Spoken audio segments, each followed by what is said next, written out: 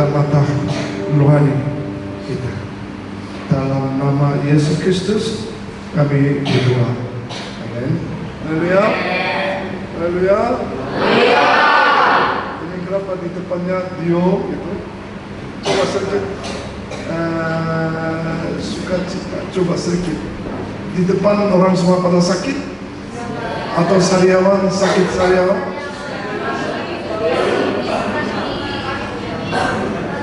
Ya maksudnya suasananya enggak seperti sukacita. Ya, coba lihat kepada saya. Kemarin saya telah ikut ibadah, sangat menderita dalam hati saya. Pertama panas, kedua separuhnya tidur, ketiga respon amin juga enggak jelas, jelas juga enggak jelas juga enggak.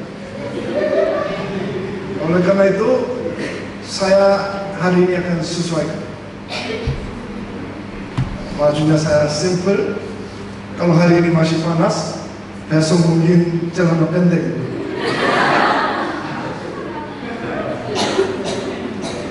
Ya, saya akan sesuaikan. Terus tidak akan lama. Kalau lama, banyak orang tidak konsentrasi. Saya balik tanya lagi kepada saudara. Kalau saudara konsentrasi kepada saya, lebih cepat akan selesai daripada apa yang saudara lakukan. Kalau lihat aja aminnya juga ada ya. Amin. Coba ikhlas. Amin saudara. Ya. Coba hari ini tema adalah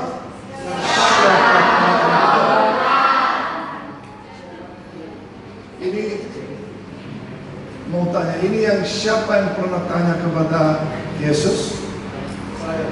Ya, siapa? Hah? Saya.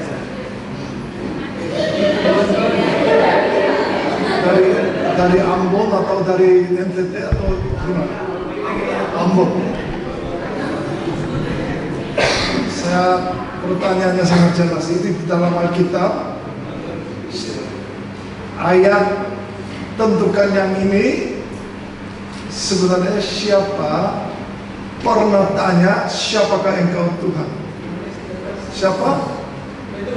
Petrus. Ya kira-kira antara Petrus. Ampun ini stres saya.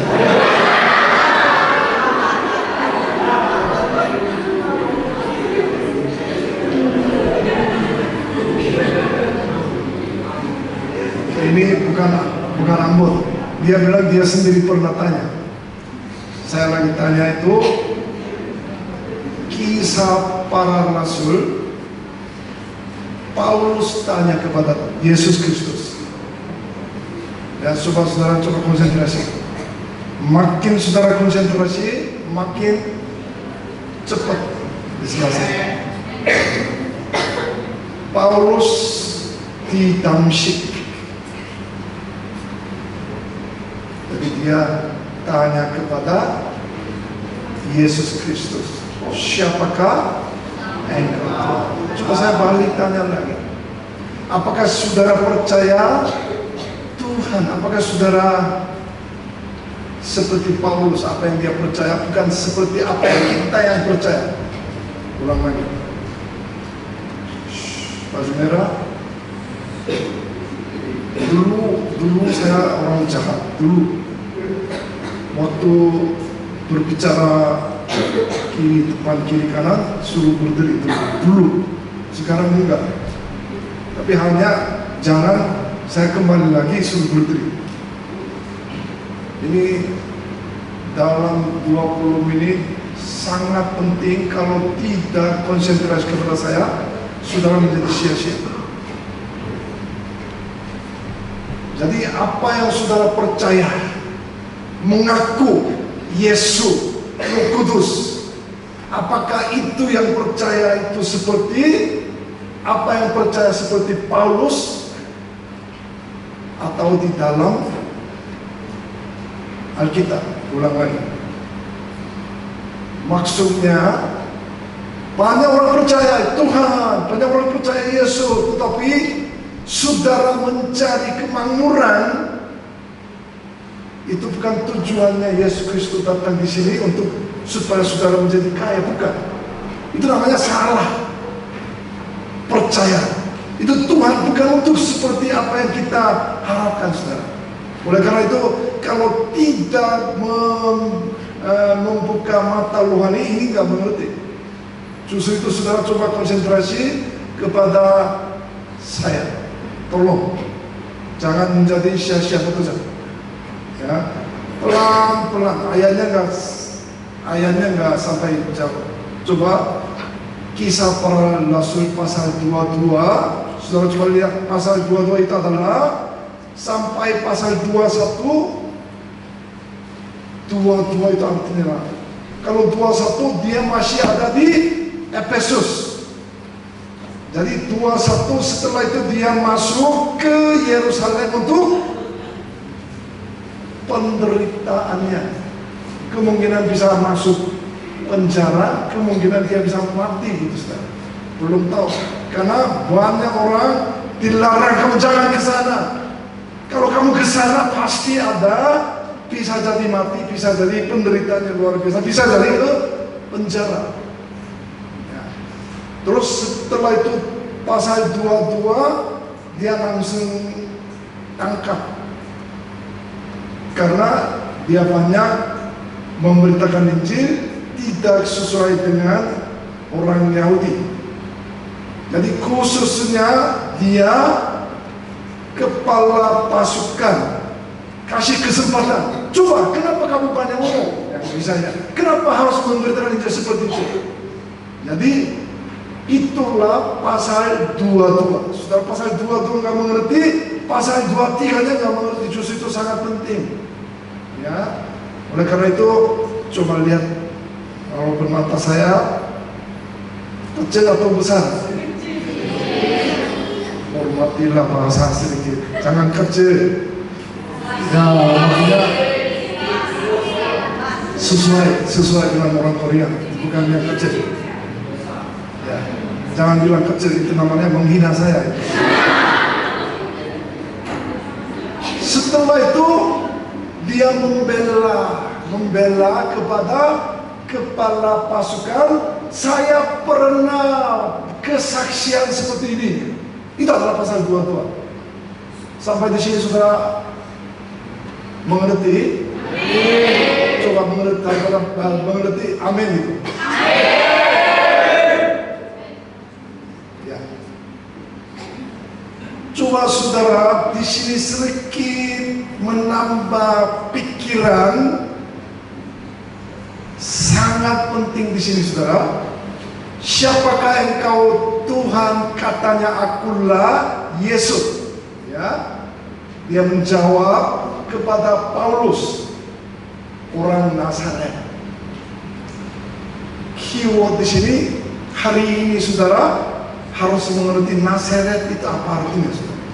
Kalau saudara hari ini mengerti Nazaret, cukup sekali, bisa langsung bisa pulang.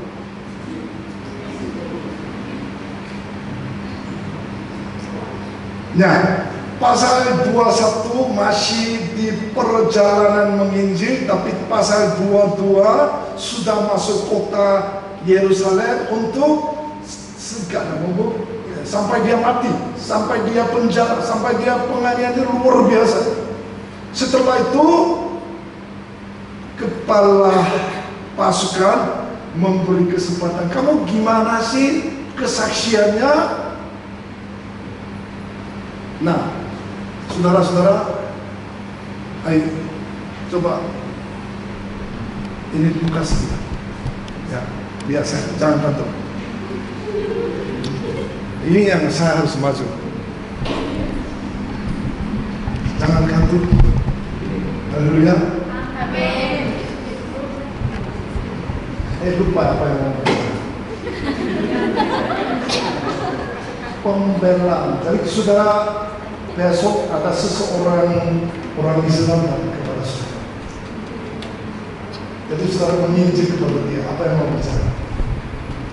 Misalnya, besok ada seorang Islam datang kepada namanya Lila, ya, semester 1, ya. Percaya Yesus Kristus, benar? Ya. Jadi dia harus bicara, bagaimana Yesus Kristus? Dia tanya kepada dia, mau jawabnya. Bisa terima. Yesus Kristus itu adalah Sang Juru Selamat. Biasanya seperti Yesus adalah Juru Selamat. Apakah orang Islam datang, saudara akan menjelaskan tentang Juru Selamat? Apakah dia paham? Tidak. Sama sekali tidak paham. Jadi mulainya gimana, seperti Paulus sudah belajar bagaimana caranya kesaksian saya. Paham nggak maksud saya? Lebih bagus daripada Yesus Juru Selamat, dia mati dan bangkit segala, saudara, menurut kita sangat jelas semuanya. Tadi maksud saya, apakah dia mengertinya seperti apa yang saudara menjelaskan kepada dia tentang Yesus Kristus? Karena mereka Yesus Kristus tidak jelas, tidak mengerti.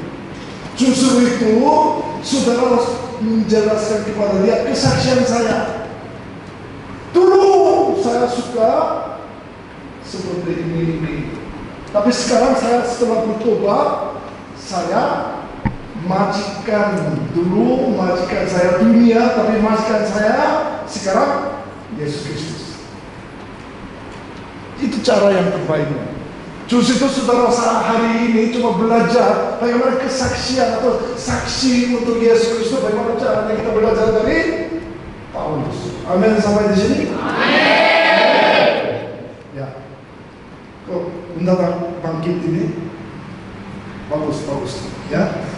Jadi di sini pembelaan kepada kepala pasukan itu adalah semacam kesaksian.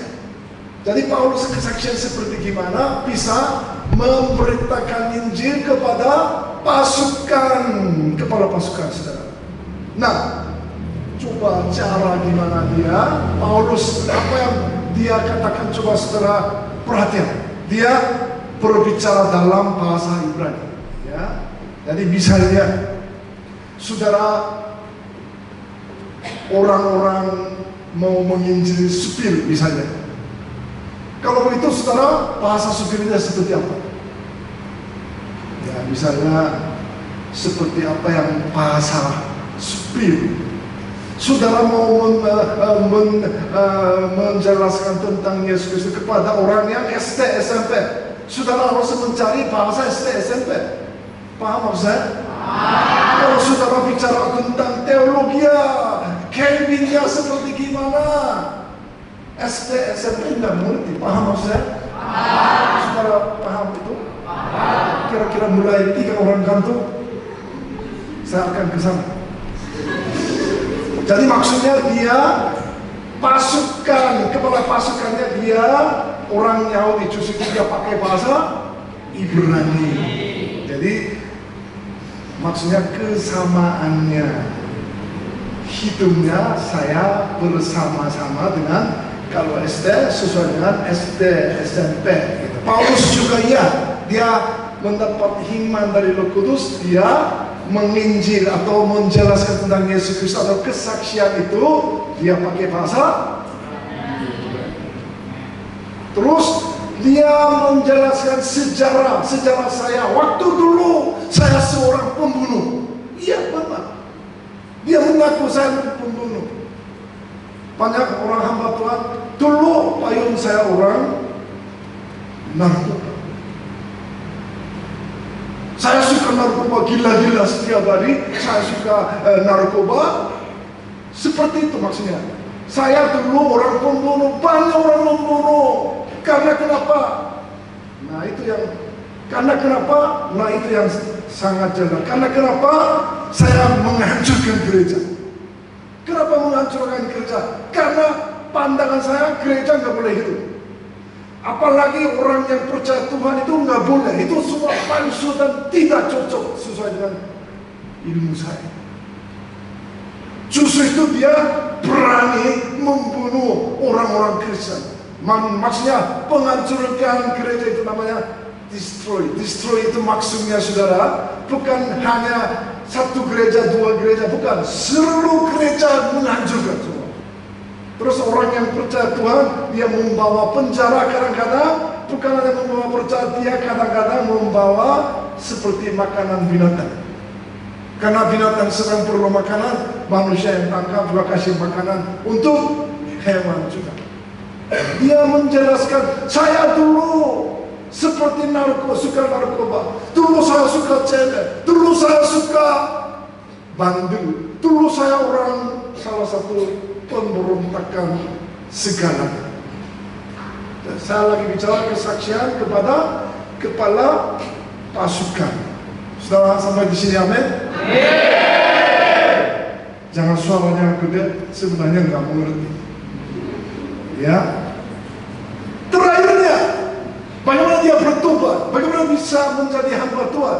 Tiba-tiba, wah saya suka tiba-tiba. Tiba-tiba, mujizat terjadi. Wah, bahasa Jawa Tengah hamba Tuhan sangat suka tiba-tiba. Tiba-tiba malaikat datang. Ini tiba-tiba. Tiba-tiba pacarnya muncul. Bukan pacarnya muncul. Tiba-tiba Roh Kudus memberi sesuatu kepada saya. Paulus juga ya, menurut Alkitab ayat 6. Tiba-tiba memancarkan cahaya. Saudara, waktu saksi Yesus Kristus kepada orang lain, harus bahasa ini muncul. Tiba-tiba. Coba ikut saya. Tiba-tiba. Halo. Suka cerita. Buka mata sedikit.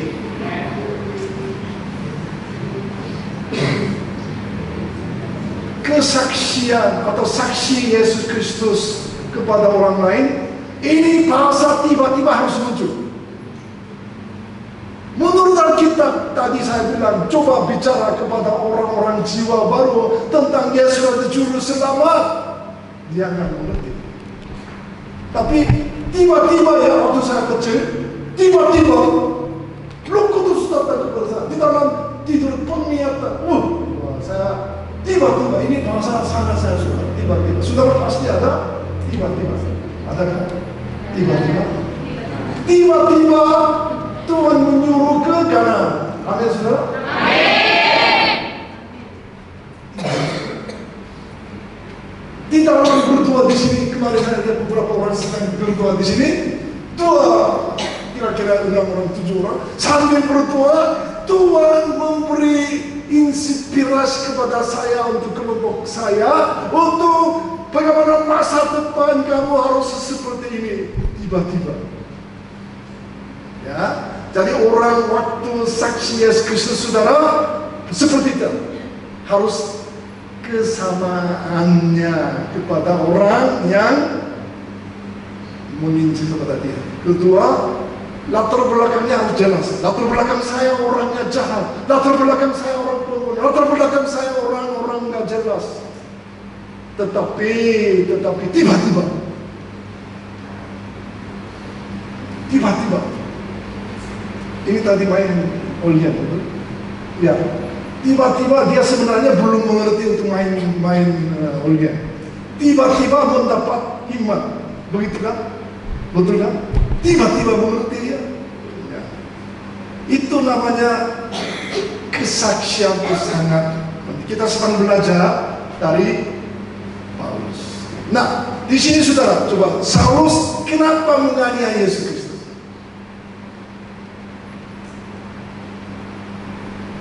Kenapa Paulus sampai membunuh, sampai ya sangat destroy the church? Kenapa hancurkan gereja segala macam? Karena dia punya idenya dari orang Yahudi. Saudara, coba saya lewatin aja di sini, coba Ulangan pasal 21 ayat 22, 23 sangat jelas, sangat jelas. Coba 22 baca dengan suara yang kencang. 1, 2, 3.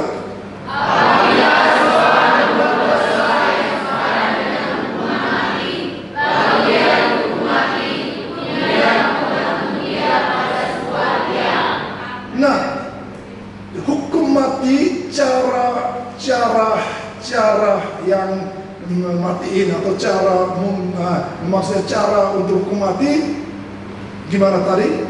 Gantung dan sebuah tiang, saudara. 2, 3 lebih jelas. 1, 2, 3, 1, 2, 3, 1, 2, 3, 1, 2, 3. Maka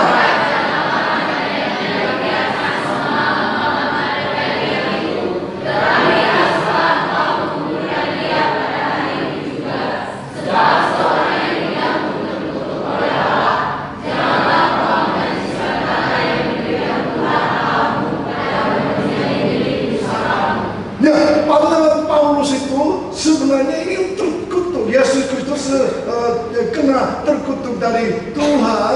Masa dia menjadi juru selamat? Yang tadi dia bicara Yesus Kristus, Yesus adalah Kristus, dia adalah juru selamat. Aneh, nggak mungkin menurut pandangan dia. Karena perjanjian nama Ulangan sangat jelas. Siapa hukum mati di kayu salib, tiang, itu adalah terkutuk. Yesus adalah mati dengan dihukum mati untuk diterkutuk. Bagaimana bisa dia menjadi juru selamat? Pandangan dia nggak mengerti. Karena dia tahu hanya perjanjian lama. Sampai di sini paham? Amin. Nah, oleh karena itu, ya dia sangat berani. Orang Kristen itu nggak jelas. Masa mereka percaya orang yang kena terkutuk dari Tuhan? Nah, coba di sini semacam pikirannya turning point. Tadinya, coba di sini yang bahasa saya sedikit terbatas. Kalau saudara tidak konsentrasi, tidak bisa mengerti. Coba, siapakah engkau Tuhan? Maksudnya di sini dia tanya Tuhan itu adalah bukan Yesus Kristus. Dia sedangkan tanya itu adalah Yahudi, Tuhan Yahudi, bukan yang Yesus Kristus. Jadi Yesus jawabnya, kamu yang percaya ya Tuhan Yahudi bukan. Yesus adalah Yesus orang Nazaret. Setelah itu dia punya pikirannya langsung berubah. Tadinya sampai membunuh, sampai menghancurkan gereja, pada dasarnya apa yang dia percaya itu adalah Tuhan Yahudi. Sampai di sini paham, saudara? Pahamnya kira-kira agak jelas itu. Kalau begitu ya nanti jam 8 lewat, hati-hati. Paham ya? Pura-pura paham juga nggak apa-apa. Penting saudara sangat jelas paham. Tapi Yesus, jawaban Yesus adalah, apa yang kamu percaya Yahudi bukan, kamu salah. Apa yang percaya itu salah. Kamu yang percaya apa menganiaya itu adalah Yesus, tetapi Nazaret. Saudara coba perhatian, Nazaret itu maksudnya apa? Saudara, dari sini yang penting. Nah, Paulus tahu hanya Ulangan yang tadi pasal 22, saudara. Nah, sebenarnya Yesus lahir di mana, saudara? Bethlehem. Ya, di sini sudah cukup mengerti. Bethlehem, nggak usah sampai tepuk tangan. Bethlehem. Tapi di sini kenapa tulisan Nazaret? Itu saudara harus mengerti. Kenapa di sini yang harus tulis Nazaret? Padahal Yesus Kristus lahir dari Bethlehem. Nah, di sini yang sangat jelas Matius pasal 2 ayat 23. Coba satu suara, 1, 2, 3. Setibanya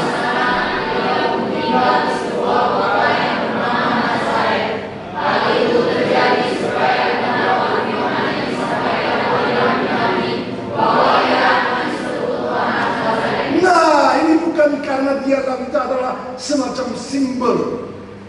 Saudara paham? Amin. Kalau paham saudara?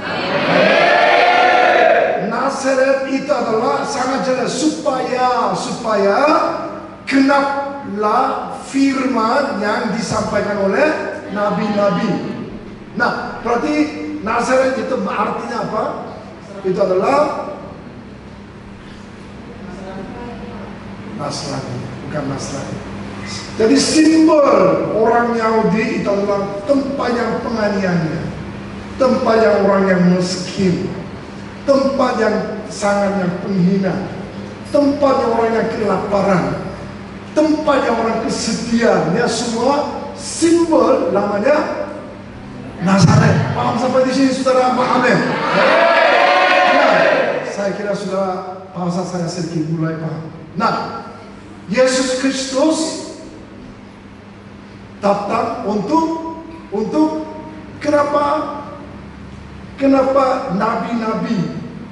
nabi-nabi genaplah firman oleh nabi-nabi. Kenapa? Karena tempat yang di situ Nazaret itu adalah tempat yang sangat sederhana, setengahnya tempat yang penganiayaannya. Oleh karena itu Yesus datang di Nazaret. Ya, sampai tadi mengerti ujung sedikit dulu mengerti. Banyak orang salah paham. Yesus Kristus saya menjadi kaya. Tempat kaya Yesus tidak tujuannya saudara. Yesus Kristus sangat yang sederhana. Apa yang Paulus dia sedang pikir itu adalah Yahudi, maksudnya Tuhan Yahudi, bukan. Yesus itu adalah benar-benar di dalam, maksudnya di Nazaret, karena Nazaret itu benar-benar sangat yang kasihan tempatnya. Jadi salah satu simbol Yesus Kristus untuk itu datangnya, lahirnya di tempat yang di Nazaret. Coba sedikit saudara. Nazaret itu simbol penyumpai, penghinaan, penganiayaan. Nah, itu adalah semua Nazaret. Justru itu saudara, coba hampir selesai. Setelah apa itu wisuda di sini, saya menjadi orang kaya. Salah. Saudara harus mencari tempat Nazaret. Tempatnya penganiayaannya di mana? Orang yang miskinnya di mana? Orang yang sederhana, yang seperti orang-orang yang sangat tidak jelas di mana? Saudara harus mencari ke situ, saudara. Banyak orang Kristen salah paham. Saya percaya Yesus Kristus, saya menjadi kaya, saya menjadi sukses, saya menjadi sesuatu itu luar biasa. Itu nggak salah, tetapi tujuannya bukan seperti itu, saudara. Tujuannya harus kita mencari tempat Nazaret. Amin, saudara sampai di sini. Ya, karena mau selesai, ya aminnya sangat suaranya. Nah, kekuatan gereja, saudara, gereja yang banyak, ya dunia yang banyak gereja. Ya, kemarin saya membawa hamba Tuhan 16 orang ke Korea. Sinode kita adalah gereja Sarang. Jadi pagi-pagi kita muncul di situ, pagi-pagi jam 5 sampai 2.000 orangnya penuh untuk 2 pagi. Mulai jam 4 mereka sudah berdiri di luar supaya mau duduk di tengah-tengah. Orang Indonesia sampai 16 orang kaget, wah ini dimarahin. Kok masa 2 pagi sampai penuh di luar ini? Bukan masalah mereka kaget, itu bukan hanya orang ikut jam 2 pagi, tetapi setelah selesai jam 6 harusnya pulang, nggak pulang. Suaranya kencang, Tuhan, nggak pulang. Pakai dasi, seperti bajunya sangat istimewa, tapi mereka masih nggak mau pulang, masih berdoa terus. Orang Indonesia kaget sekali. Orang Korea seperti itu. Jadi tujuan tujuannya bukan masalah gerejanya besar atau kecil. Di mana saja saudara, seperti Nazaret, sangat itu penting. Saudara, setelah wisuda di Kanaan ini, saudara, jangan mengikuti seperti yang tempat yang bagus. Di mana tempat yang sederhana, di mana tempat yang orang yang miskin, di mana tempat yang kampung, di situ belum ada orang penginjilan. Di situ harus dicari. Amin, saudara. Nah, coba di situ siapakah engkau Tuhan? Setelah itu dia tahu. Jadi maksudnya pattern shift. Maksudnya dia apa yang majikannya tadi Tuhan Yahudi sekarang sudah berpindah, sudah ganti billingnya, majikan dia billingnya seperti Yesus orang Nazaret. Ini baru paham. Nah, siapakah engkau Tuhan? Katanya, akulah Yesus orang Nazaret yang kuaniaya. Di mana saja aniaya, tempat yang aniaya, di mana saja penganiaya, di mana saja orang yang miskin tinggal di situ, tidak ada satu orang yang percaya Yesus Kristus. Nah, itulah saudara harus mencari. Itu namanya tempatnya Nazaret. Amin, saudara.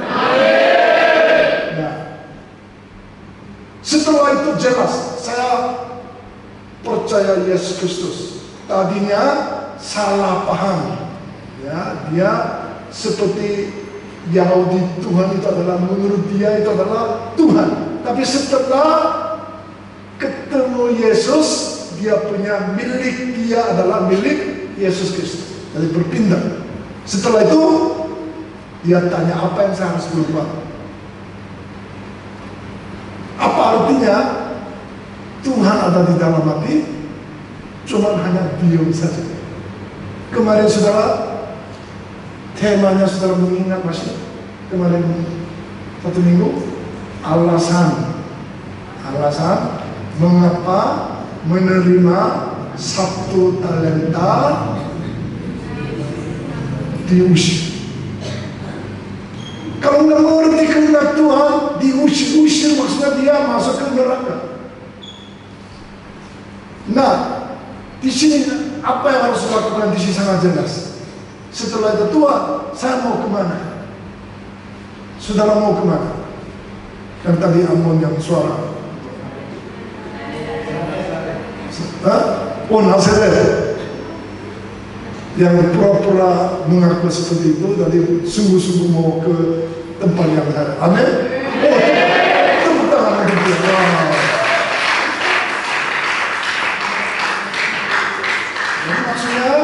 Jadi maksudnya tiba-tiba Tuhan menyuruh Ambon kan, kembali ke Ambon. Ambon juga bukan di kota tapi di kampung lagi di situ. Di situ nggak ada yang percaya Yesus Kristus satu pun juga. Nah, kapan? Tiba-tiba, ya. Di situ, Tuhan, apakah yang harus ku berbuat? Kata Tuhan, nah itu nanti saudara akan menjelaskan lagi. Nah, terakhir saya bicara di sini. Setelah itu Tuhan perintahnya sangat jelas. Pergilah untuk bangsa-bangsa lain. Itu adalah Nazaret. Amin, saudara. Bangsa lain di mana sederhana, tempat yang penganiaya, tempat yang orang yang miskin, tempat yang tidak percaya Yesus Kristus satupun, itu adalah Nazaret. Amin. Sampai di sini saudara. Amin. Coba saya sedikit menjelaskan satu orang hamba Tuhan, Son Yang Won. Tahun 1900, berarti kira-kira 130 tahun. Dia orang hamba Tuhan. Tetapi waktu itu di dalam jajah oleh Jepang. Jadi siapapun juga orang Korea harus menyembah kepada kaisar seperti kaisar. Jadi namanya Raja Jepang. Orang yang percaya Tuhan atau nggak percaya Tuhan nggak penting. Siapapun juga pagi-pagi harus menyembah kepada Jepang. Dia harus menyembah seperti itu. Dia bilang, ini berhala. Untuk apa saya menyembah sujud segala. Akhirnya dia menolak. Setelah menolak, jadi orang Jepang itu membawa penjara. Pokoknya kehidupan dia selalu ada penjara karena dia selalu tidak menyembah kepada berhala. Nah, setelah itu merdeka, ya, tahun 1950 ada perang antara utara sama selatan. Jadi orang utara pagi-pagi mereka banyak membawa prajurit sampai ke selatan. Banyak orang yang membunuh, termasuk yang Sun Yangon juga. Dia bilang, kamu di depan saya menyangkal Yesus Kristus bisa hidup. Kalau masih percaya, saya akan membunuh dia. Ya. Setelah itu ada anaknya 2 orang. Jadi dia bilang, Mas, jangan membunuh bapak saya. Lebih bagus membunuh saya aja. Ya, akhirnya orang komunis utara tembak 2 orang anaknya. 2 orangnya mati. Nah, setelah itu, ya, jadi perang tahun 1950 sudah selesai. Jadi kesempatan utara hidup sendiri, selatan hidup sendiri. Pembunuh 2 orang masih ada di selatan. Setelah itu harusnya polisi menangkap dia karena sebagai pembunuh, tetapi dia bilang saya ampuni dosa. Setelah itu dia adaptasi sebagai 2 orang menjadi anaknya dia.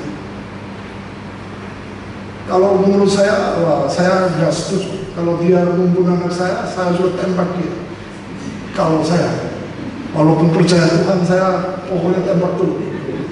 Ampuni atau tidak ampuni itu nanti bicara lagi. Dia bilang, saya ampuni 2 orang komunis. Dia adaptasi sebagai anak. Setelah itu dia seumur hidup saudara, dia melayani di tempat yang kusta. Saudara, saya juga waktu kerja pernah melayani orang kusta. Yang tangannya pegang, langsung serem. Karena mereka tangannya enggak ada. Jarinya enggak ada. Saya memberi sesuatu kepada mereka, akhirnya saya menerima berkat dari mereka. Karena walaupun mereka semua sakit, kepalanya nggak ada, matanya nggak ada, lambungnya nggak ada pun juga, mereka suka luar biasa. Saya menangis. Oh, ini benar-benar surga, benar-benar kerajaan. Dia seumur hidup dia melayani tempat yang orang yang kusta. Perkaranya perhatian, mereka benar-benar dia perhatian. Tempat yang kusta, dia pakai mulut juga. Dia seperti pakai mulut, dia bantu orang seperti itu. Jadi mengasihi bukan yang asal, benar-benar dia mengasihi kepada orang kusta. Kenapa saya bicara seperti itu? Dia bilang, saya masih terima kasih karena anak saya 2 orang masih bisa ke surga. Terus rencana ini, anak saya seperti orang yang martir itu adalah seperti orang lain nggak bisa, tapi anak saya telah mati martir masih bisa surga. Itu terima kasih. Sebenarnya anak 2 orang ini rencananya ke Amerika, tetapi masih lebih baik daripada Amerika, lebih baik ke surga, malah saya terima kasih. Sampai 9 macam dia merasa terima kasih. Siapakah engkau Tuhan? Saudara mencari seperti Sun Yangon, mencari tempat yang sangat sederhana, Orang yang penyakit-penyakit waktu Korea itu, wah, penyakit seperti itu tidak mau perhatian kepada pemerintah pun juga tidak perhatian, tetapi dia benar-benar dia mengasihi kepada Tuhan. Terakhirnya, apa artinya kesaksian paling terbaik? Tadi saya bicara orang Islam, temannya ada orang Islam, temannya, keluarganya masih orang Islam. Saudara, kalau tidak pengalaman, tiba-tiba maksudnya pengalaman. Kalau tidak ada pengalaman, sulit sekali untuk memberitakan Injil kepada orang lain. Justru itu saudara, bagaimana menerima atau jiwa baru atau memberitakan Injil, harus menjelaskan pengalaman saya. Seperti orang hidupnya nggak jalan, tapi tiba-tiba saya berubah kehidupan saya. Menurut pengalaman dari Tuhan itu sangat bagus sekali. Ya, coba terakhirnya ini, coba membaca satu Yesaya pasal 6 ayat 8, 1, 2, 3.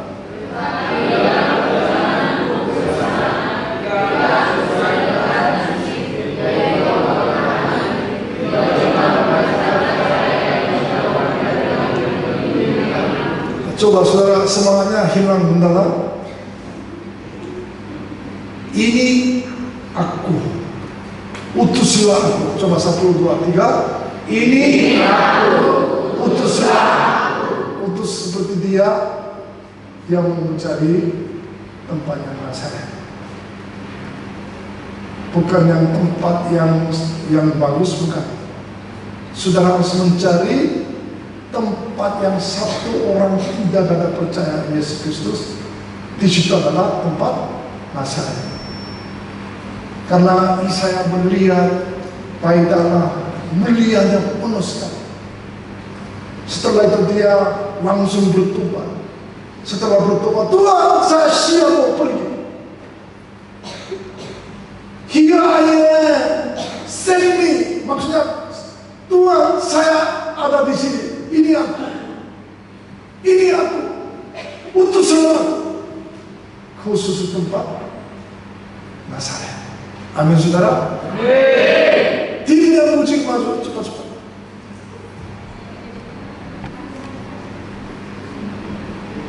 Yesus kami puja. 1, 2, 3. Yesus kami puja. Kami sembah, kami sembah.